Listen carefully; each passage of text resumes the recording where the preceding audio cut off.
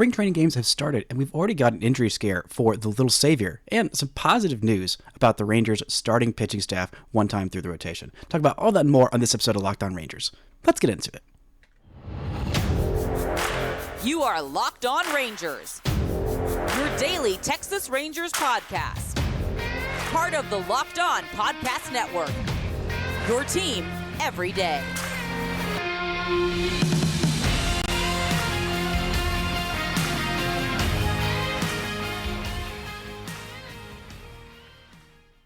You are locked onto the World Series champion Texas Rangers. I'm Bryce Patrick, a cripplingly addicted Texas Rangers fan covering this team for 10 seasons, including all 5 as the founder and host of this podcast. Thank y'all so much for making Locked On Rangers your first listen every single day. If not already, you can follow me on Twitter at Bryce Patrick. You can follow the show at Locked On Rangers. Hit subscribe on your favorite podcasting platform and on YouTube, where the best way you can help grow the show is to comment nearly any single thing below. Now, before we get into Evan Carter's injury scare, the positive news and developments on these starting pitchers, today's episode is brought to you by FanDuel. Make every moment more. New customers, join today and you'll get $150 in bonus bets if your first bet of $5 or more wins. Visit FanDuel.com/lockedon to get started.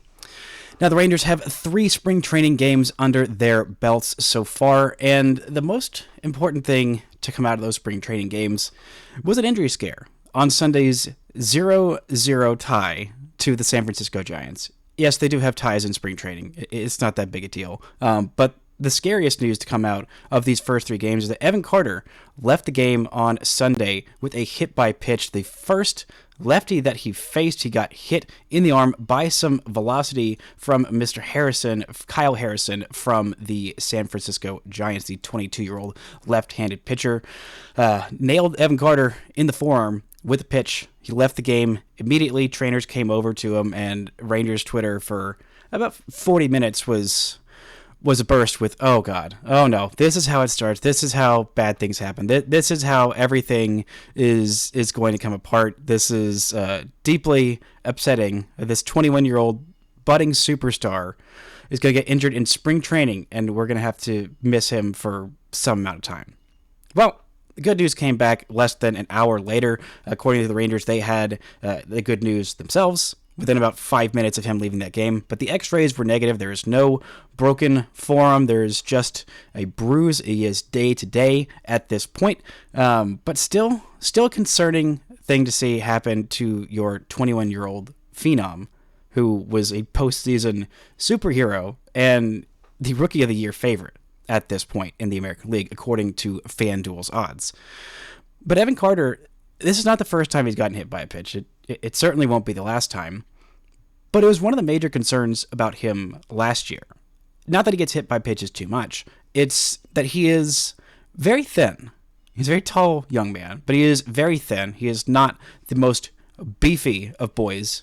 Unlike his new best buddy, Wyatt Langford, there is not a whole lot of meat on them bones to where if he gets hit by a pitch, then it's not as big a deal. So last year, he was hit by pitches several times by lefties, and one of those hit by pitches really sapped him of his power for a large chunk of last season in the minor leagues. It was one of the big concerns for him in general, is asking how much power is Evan Carter going to have, and if he's able to get hit by these pitches and lose a lot of his strength because he doesn't have as much bulk on him, and that saps him of his power, or worse off, would make him more prone to getting hurt if he is hit by a pitch. That is one of the concerns with him, is that he is not as beefy a boy as you might hope for a guy who is listed at 6'2", 190 pounds at this point. I think he might be a little bit more than that. He apparently added a lot of weight this offseason. We've also seen him play a little bit of right field, which was one of the questions that I had, is how good is his arm? Is it good enough for right field? And so far the answer has been yes. We haven't seen a lot of Adolis Garcia. Talk a little bit more about that later on in the show, but they're going to play him in all 3 outfield positions. At this point, it feels like it's going to be Evan Carter in left, Adolis in right, and Leote in center. I might be more inclined to put Adolis, actually, no, not Adolis, sorry, Evan Carter in center field and Leote in left field. Because of the consistency of Evan Carter's defense, of his route running, he's not going to make as many spectacular plays as Leote, but I think he's a little bit faster, and I think his range and his reads are a little bit more consistent than we've seen from Leody Taveras. But Taveras is the incumbent in center field, so it seems like that question that was at least a question to me is not a question to the Rangers or to Bruce Bochy. Evan Carter was playing left field all throughout the playoffs. Leody Taveras was playing in center field all throughout the playoffs and that stretch run in September. So it seems like, yep, that's going to be the case. But one of the positive notes, one of the fun things from this spring training is that, well, in case you hadn't noticed, the Rangers have two of the top prospects in all of baseball. They're both very young, very exciting, very fun, and should be very good for many years to come. In Evan Carter and young Wyatt Langford. But the two of them had not met before this spring training. They had not hung out down that postseason stretch. Wyatt Langford was not traveling with the big league club, so he had not met Evan Carter because basically every time that he got promoted to a higher level, Evan Carter had basically just been promoted right ahead of him, usually within a couple of weeks. When he made it to Double-A, Evan Carter had been in Triple-A for not that long, and then once he made it to Triple-A, Evan Carter was in the big leagues. So the two hadn't met just yet, but so far, basically every picture I've seen of them together in spring training and everything that the beats that are on the ground in Arizona have seen is these two guys are forming a very fast friendship. They are hitting in all the same batting groups. They are following each other around, and Wyatt Langford is soaking up the intelligence, the experience of Evan Carter. Yeah, the 22-year-old, not yet rookie, is soaking up experience from the 21-year-old who just did exactly what he is hoping to do and break into this club, this very good club, this very good lineup, and be a big contributor right away. And I think that he's obviously learning from all the other vets around the clubhouse, from Corey Seager, Marcus Semien. Those guys aren't as talkative as much as just observing what they do and how they go about their business and learning what it's like to be a superstar in the major leagues. But I think that's a great pairing. Not only because it just makes my heart happy, and I'm sure many other Rangers fans' hearts happy to see, oh, look at these two young budding superstars. Look at them being best buddies. Look at them, imagining them playing the outfield together, hitting, second and third in the lineup. Not that I think that's going to happen much during the regular season, especially if Corey Seager's back. But just imagining a future of a few years down the road of these two guys propelling this Rangers team to, I would say new heights, but this team did just win the World Series. So familiar heights for the extended long term. And I think there's a lot to be learned from Evan Carter, from his rapid development. I mean, Wyatt Langford is probably going to move through the minors. He's already moved through the minors at an insane rate. We've seen Evan Carter jump through the minors pretty quickly. I mean, he came up in 2023 as a 21-year-old who had 2 weeks of AAA ball under his belt. He did spend basically the full season at Double-A, did come up the year before at Double-A, won a Texas League championship and then a World Series championship the year afterwards. That doesn't usually happen. But learning from this kid and saying, all right, how was it coming in to this team in the middle of a postseason chase and then a postseason run and then a World Series run and a World Series championship? What was it like to acclimate yourself in there, to not try and be like, all right, I'm the kid, I'm the guy, I am the one that's gonna save everyone, and to be anointed the little savior by everyone else, not by himself, because that's not what Evan Carter's about, and that's not what Wyatt Langford's about. He's not about to come into this team that just won a World Series and be like, all right, guys, don't worry. I'm here. I'm going to solve everything. Every issue of why teams are overlooking us as the reigning champs, why, media and fans aren't respecting us as champs. Don't worry. I'm going to fix all of that by myself.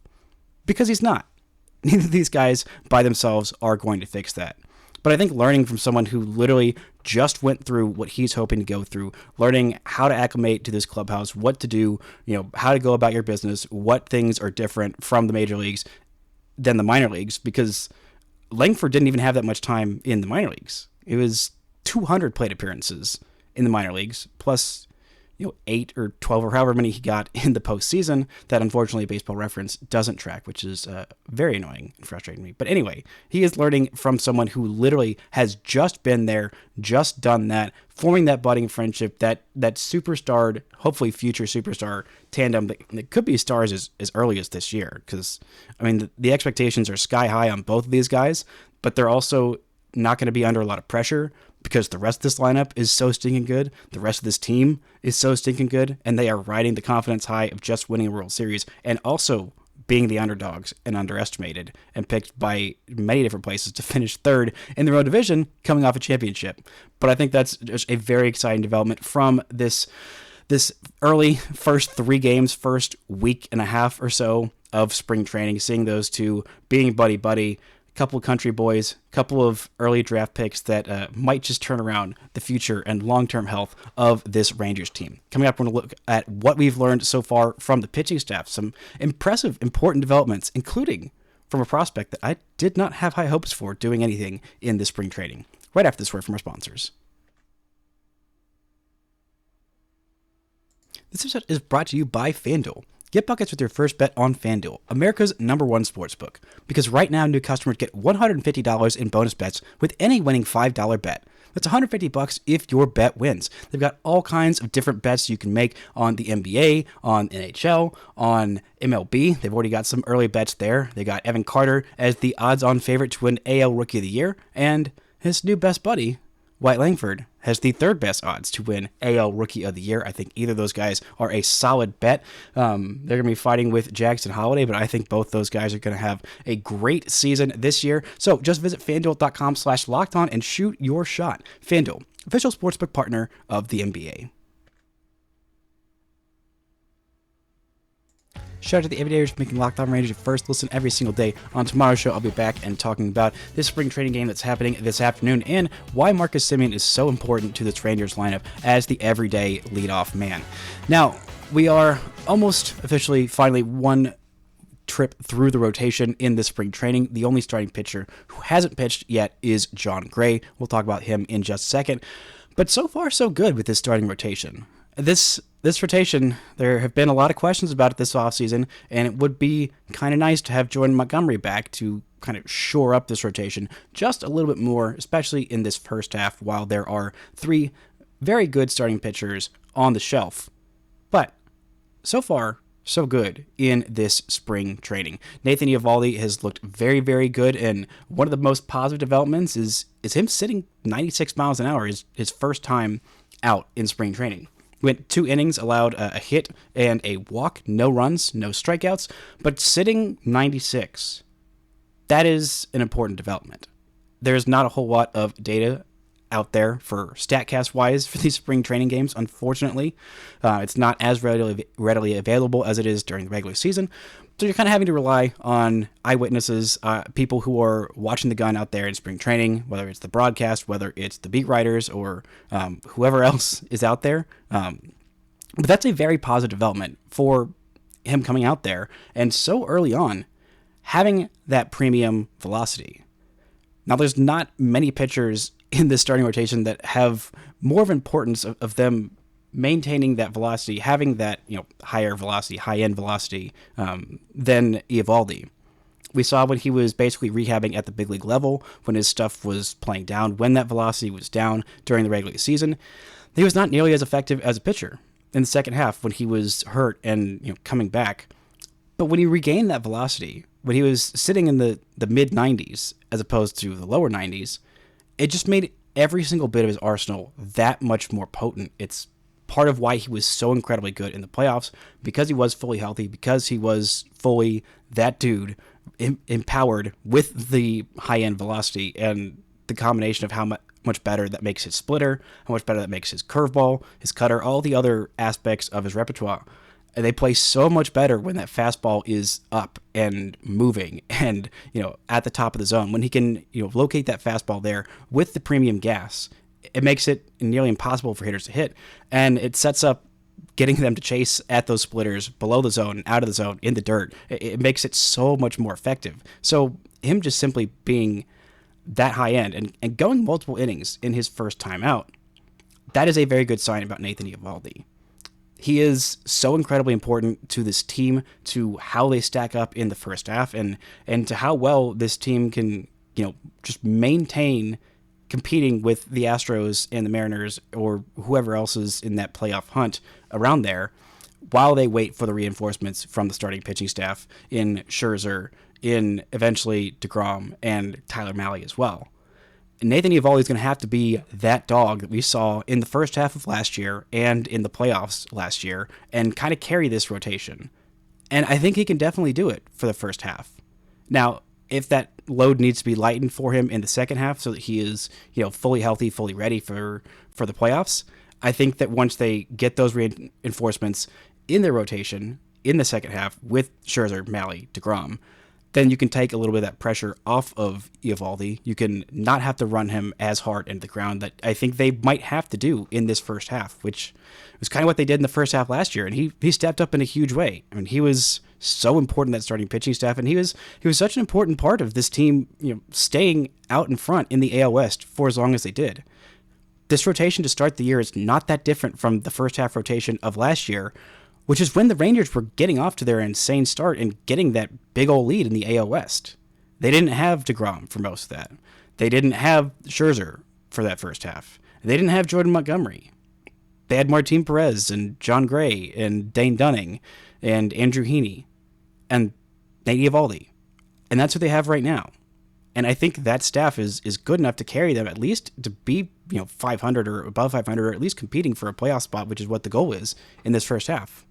But the rest of this rotation also looked very good their first time through the order. Dane Dunning had a perfect inning with no strikeouts in that first game. Cody Bradford did get lit up just a little bit, tagged for a solo home run, a hit, and a strikeout in a couple innings. Eovaldi, like I just said, very solid. And Andrew Heaney was in very Andrew Heaney-esque form in his Sunday start.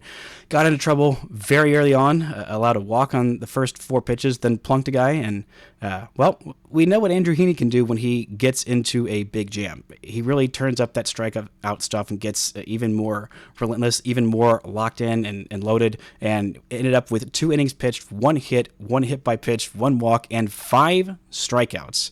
The strikeout stuff was really, really going for Andrew Heaney in that one. That was one of the things that I loved about Andrew Heaney's game, why the Rangers were signing him. Even though he doesn't always go the deepest into games, he does have that very good strikeout stuff. We didn't see it as much this past year. We saw it in spurts. I remember that first start that he had where he struck out, I believe it was 10 batters in a row and tied a Nolan Ryan record for the most consecutive strikeouts in Rangers history. He has that in him. He definitely has that in him. I mean, we saw him pitch 5 innings of 1-run ball in a crucial World Series game when it mattered most. We saw him come up very big in Game 1 of the ALDS against the Orioles. Now, granted, he was, lit up a little bit against the Astros, but, a lot of the starting pitching staff was. But he needs a solid number 3, number 4 pitcher. And when this rotation is healthy, and right now he's the number 3 pitcher. He's the number 3 starter in this rotation, and they're going to need a lot out of him, and they're going to need some consistency and some health from him. But we didn't see the Eovaldi or the Heaney that we thought we were going to get this past year. I thought we were going to get more of the Andrew Heaney that we saw in 16 games for the Dodgers last year. That 3.10 ERA, 110 strikeouts in 72 2/3 innings. I thought we would see more of that. This year, instead of 13.6 Ks per 9, he was down to 9.2, which is still solid. And still okay of a guy with a 4.15 ERA as your number 5, 6 starter, which he was at the end of the season, or when that rotation was fully healthy, that's about where he was. Ended up as your number 3 starter in a playoff rotation, which was less ideal, but he came up big when the Rangers needed him most. And I think that he is a big, important part of this pitching staff. I am not so worried about Cody Bradford as the number 5 in this rotation. Having a number 5 that is probably going to give you about 5, maybe 6 innings every time out. Probably not going to be anything spectacular. Probably not going to have a whole lot of, 7-inning, 15 strikeout games from Cody Bradford, but he's your number 5 in your rotation. As long as he stays healthy, as long as he eats those innings, as long as he is not getting completely lit up and obliterated and having a bunch of blow-up starts where you're having to get a lot of innings from whoever your long man is in your pen, that's fine. That's solid. This offense is good enough to where you don't have to be perfect as a starting pitcher to keep your team in the game. A lot of times they will give you a big old lead, let you go be more aggressive, let you go get outs and, suffer the consequences if you give up some hard contact because you're staying in the zone, because you're trying to eat those innings and forcing the opposing teams to beat you more difficultly because they're already down 5-6 runs because this offense is so good. And I think Bradford is perfectly capable of being that. I'm really excited to see what he's doing. The update with John Gray, even though he hasn't pitched just yet, is apparently he's working on tweaking his repertoire a little bit more, throwing more of his changeup, more of his curveball. He's hoping that will help him be a more effective pitcher. We saw what he can be at the top end of his game. I mean, those 3 innings in Game 3 of the World Series, where he came in relief of Max Scherzer, those were absolutely sensational. Even those couple innings in, I believe it was Game 2 that he also pitched in relief. I mean, the guy was a monster out of the pen last year in the postseason.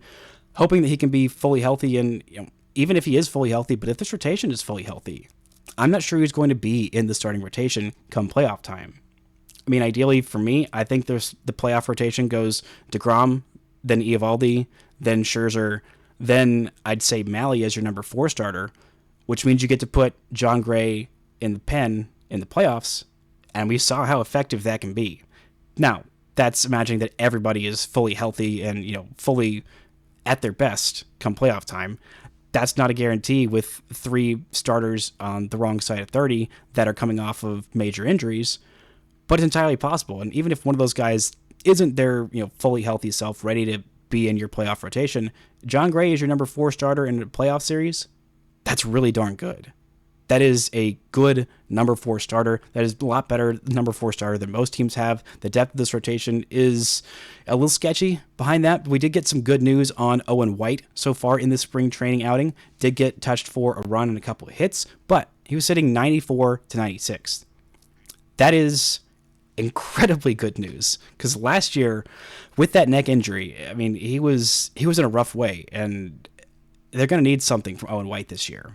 He's going to need to be a capable big league starter. He's probably going to have to pick up a couple of starts, maybe 3, 4, 5, 6, who knows how many starts. I mean, you're hoping that there's no injuries to this initial 5 that you're hoping to ride for the entire first half, but eventually there's going to need to be some days where he comes in and helps out. But 94 to 96, that's more where he was in years past, where he was more effective. Last year, he was averaging 93. The average pitch, or the highest pitch, the fastest pitch he threw in AAA last year was 95.4, according to Scott Lucas of the Newberg Report. And that is a huge development for the Rangers. A healthy Owen White is a big game changer for this team, for the depth of this rotation, and any kind of injury help. That if there's something that happens to one of these 5 starters, having Owen White sitting in the mid-90s, he might just steal a starting spot in this rotation from Cody Bradford. Who knows? But it is an encouraging sign so far from this starting pitching staff. Coming up, we're talking about some of the stars that have not yet played in spring training, why that is, and a little bit of news about maybe Boston ponying up and paying for Jordan Montgomery. Right after this word from our sponsors. This episode is brought to you by eBay Motors. Passion, drive, and patience. What brings home the winning trophy is also what keeps your ride or die alive. eBay Motors has everything you need to maintain your vehicle and level it up to peak performance. From superchargers, roof racks, exhaust kits, LED headlights, and more. Whether you're into speed, power, or style, eBay Motors has got you covered. With over 122 million parts for your number 1 ride or die, you always find exactly what you're looking for. And with eBay Guaranteed Fit, your part is guaranteed to fit your ride every time or your money back. Because with eBay Motors, you're burning rubber, not cash. With all the parts you need at the prices you want, it's easy to turn your car into the MVP and bring home that win. Keep your ride or die alive at ebaymotors.com. Eligible items only, exclusions apply. eBay Guaranteed Fit only available to U.S. customers. Shout out to the everydayers making Locked On Rangers your first listen every single day. On Wednesdays, I'll be back and talking about the importance of Corey Seager to this lineup and why his runner-up to MVP level season last year is probably going to be the expectation moving forward. Now, there was some news that came out this morning from Peter Gammons. Peter Gammons is a longtime MLB reporter. A lot of sources around Boston, has lived in Boston and very tied to the Red Sox. He tweeted this morning at 5:22 a.m., said one NL executive yesterday said, quote, "We hear the Red Sox and Scott Boras had a good meeting recently and may get some deal eventually done on Jordan Montgomery," end quote. Now, this has been one of the more obvious landing places for Jordan Montgomery if he doesn't come back to the Rangers. Coming off of a rare Scott Boras L in free agency for one of his clients of Cody Bellinger, taking that pillow deal, a 3-year, $80 million deal with opt-outs in all 3. years of that deal. Or I guess after the first 2, because after the third, he's the free agent anyway. But it kind of seemed more likely that there might be more pillow contracts done. There's obviously still 4 very big Boris clients that are out there on the market. Jordan Montgomery is one of them. Blake Snell is another one of them. We also have Matt Chapman, the third baseman, that's still a free agent at this point, and JD Martinez, who's apparently looking for about $20 million a year, was offered $14 million by San Francisco, but turned that down, and San Francisco pivoted and signed Jorge Soler. So this makes all the sense in the world for Boston. Jordan Montgomery's wife is doing a residency, I believe, in Boston at this point, and there was a lot of links there. Boston needs help in their starting rotation. They think they might be competing this year. Their lineup is pretty solid. They're in an incredibly difficult division, but they could definitely use a Jordan Montgomery, as the Rangers could as well. If it is, more of the realm that I thought it would be, of 5 years, $100 million, I thought it was like the bare minimum for Montgomery. If it's 5 years, $100 million, I don't see why the Boston Red Sox couldn't do that. They are one of the richer teams in baseball. They do have a very passionate, very strong fan base, and that would be a huge loss for the Rangers, not being able to bring back Jordan Montgomery. But I think at this point, the Rangers have made their peace with that, unless there is some kind of pillow deal happening, which I don't see happening for Montgomery, because I don't see him having another year like last year and convincing everyone, oh wait, this is the new Jordan Montgomery. He's coming off about as good a year as you could hope for Jordan Montgomery. I mean, around 180 innings, he was incredibly good with the Rangers down the stretch in the regular season. He was incredibly good with the Rangers in the playoffs and helped them win a World Series title. And I thought that would be enough for the Rangers to, get over the hump and to bite the bullet and go deeper into that luxury tax to go bring back Montgomery, because the fit made so much sense.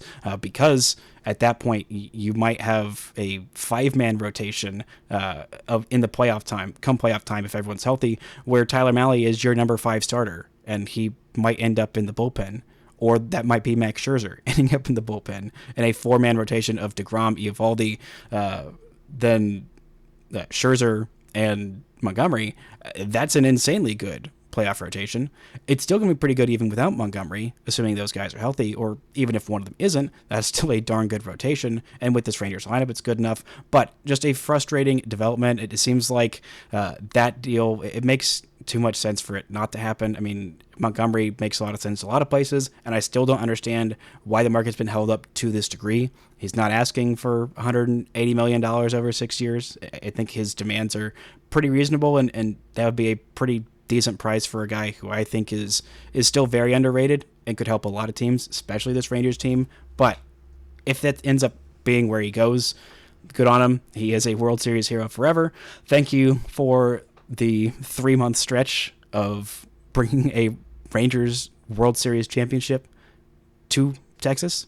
It's a beautiful thing. But hey, I've kind of made my peace with it at this point. But there's some other news that came out, some injury news, unfortunately, about Chase Lee, a right-handed relief pitcher that the Rangers drafted and developed and spent a lot of time in AAA last year, but he has suffered a labrum tear in his hip. He is going to be out until May. I thought he was going to be competing for one of those last spots in the Rangers pen. He's got some funky stuff. He is a side armor. He is nicknamed the Viper, which is a delightful nickname.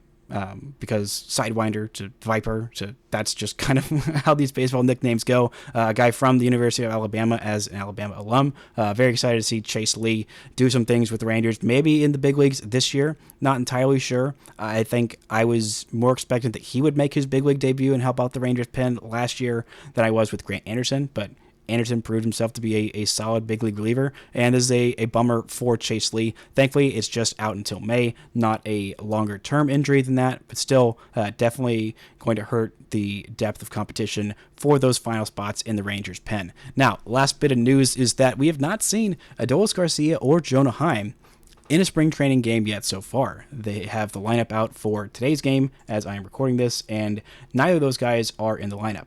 And so led some Rangers fans to question, okay, are those guys hurt? Is everything okay? We did see Adolis Garcia's season ended by an oblique injury in the World Series last year, but he came into camp and everyone said he was fully healthy, feeling good, and so there were some questions about, okay, why have we not seen him in this lineup yet? And it turns out the Rangers are slow playing him and Jonah Heim. I think it's a great decision for both those guys.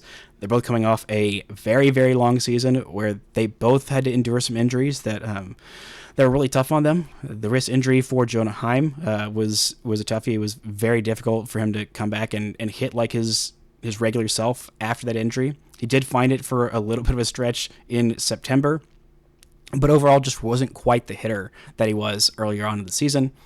And he is a primary catcher. He is the Rangers' primary catcher, and that is a demanding position. I mean, he played a lot of games last year, not quite a career high in games because of the time that he missed, but 131 games last year, 501 plate appearances during the regular season, and then, that was a career high. And then you had 17 playoff games onto that where he was catching literally every single one of those games. That's a big wear and tear on your big boy catcher in Jonah Heim. We've seen him fade down the stretch the last couple of years, so slow playing in spring training feels like a great move for him. Adolis Garcia coming off of that oblique injury. He's also had some another injury concern of the knee injury that we thought might end his season in September last year that led to Evan Carter's call-up. So I think slow playing these guys, not playing them nearly as much in games early on. We haven't seen nearly as much of Mr. Iron Man in Marcus Semien in these spring training games. I think that's a good idea, especially for a team coming off a World Series run. That is a great thing for a team, but also makes your offseason a lot shorter, makes your recovery time a lot shorter. So I think that slow playing these guys, usually for hitters, it doesn't take them nearly as long in spring training to get fully acclimated, fully ready as it does the pitchers. So I think there's definitely no reason for concern about not seeing Jonah Heim just yet, and not seeing Adolis Garcia yet. I think that's a smart move by this Rangers training staff, by this Rangers organization to say, all right, that was a long run, a grueling run through the World Series. Both those guys were a little banged up, and we want them fully healthy for the long run of this full season and hopefully another World Series run this year. So don't worry too much about not seeing the regulars nearly as much. There's a lot of young guys that we're going to see, hopefully a lot of. We'll see when we next see Evan Carter coming off of that day-to-day arm contusion after being hit by that pitch. Thankfully, it wasn't worse news there. We'll see how much we see of Wyatt Langford. I think we'll see a lot of him in the outfield, getting those reps there, seeing how his chops are defensively. We'll see a lot of Evan Carter in all kinds of different outfield spots, center, right, left. Very excited to see what he can do, and I feel like his position is pretty well locked up. And we'll see what Justin Foscue can do. If his bat is, they deem, a little bit more advanced or more ready for opening day than Wyatt Langford, he might end up as the Rangers opening day DH. Who knows? Still a lot of things to learn from this spring training, a week and a half in to everybody being in camp. That's going to do it for today's show. Thank y'all so much for listening and subscribing. And until next time, don't forget to enjoy World Series champion Texas Rangers baseball.